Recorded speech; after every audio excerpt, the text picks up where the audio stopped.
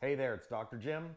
Thanks for stopping by this episode when roommates in senior care do not get along.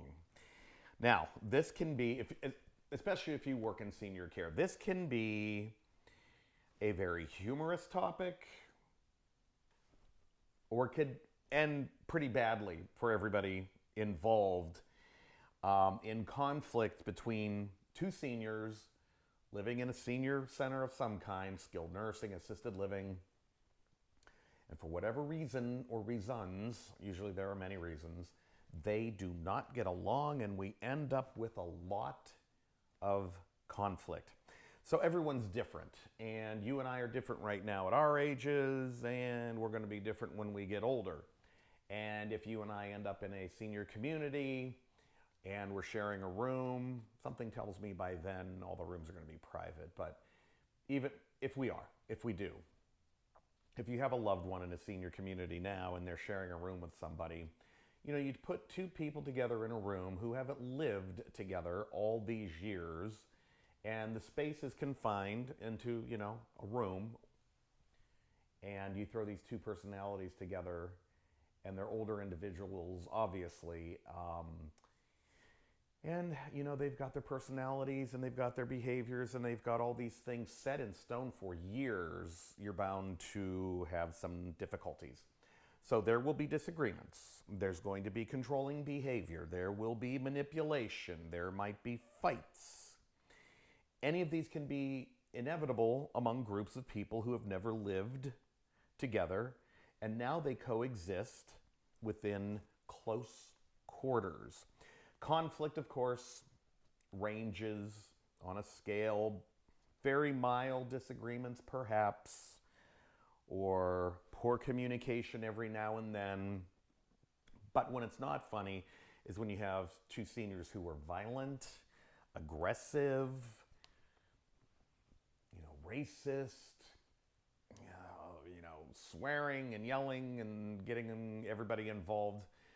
Visitors are there, other family members are there, the physician's making rounds, and of course, other residents are also going to be a part of this. So that's when it's not so fun or funny. So, what needs to take place then? Well, care communities need to be prepared. A critical part of staff orientation, in my opinion, and among ongoing, continuing educational sessions with your staff, should be how to handle these conflicts and these interpersonal issues between residents in their building. Topics like conflict resolution, stress management, mediation between senior residents. These should all be on the annual schedule of training for all employees. Again, my opinion, in this situation, an ounce of prevention, we've all heard it, is truly worth a pound of cure. If conflict is poorly managed by staff, it can escalate into a very serious problem, affecting not only those living in the room and having the dispute, but among other residents, family members, employees, vendors. Bad news spreads quickly. Conflict between residents can be handled in a very respectful, dignified manner, and the peaceful environment that everybody wants can be restored. This isn't rocket science, okay? Roommates do not get along for a number of reasons, and if we're going to solve a problem, we have to know what the problem or problems are. That's all. Is it a personality issue? Are they disputing over what I like versus what someone else likes? Is it a behavior problem? Is it a personality characteristic that is just long set into stone and it's not going to change now?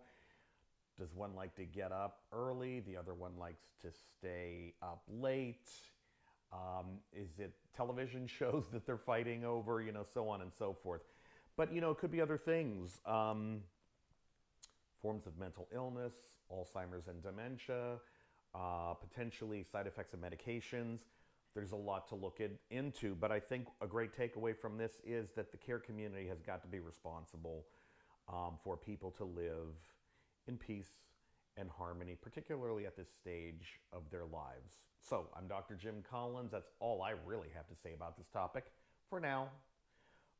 But I'll talk to you soon, and hopefully I'll get some more information on when roommates do not get along in senior care. See you later.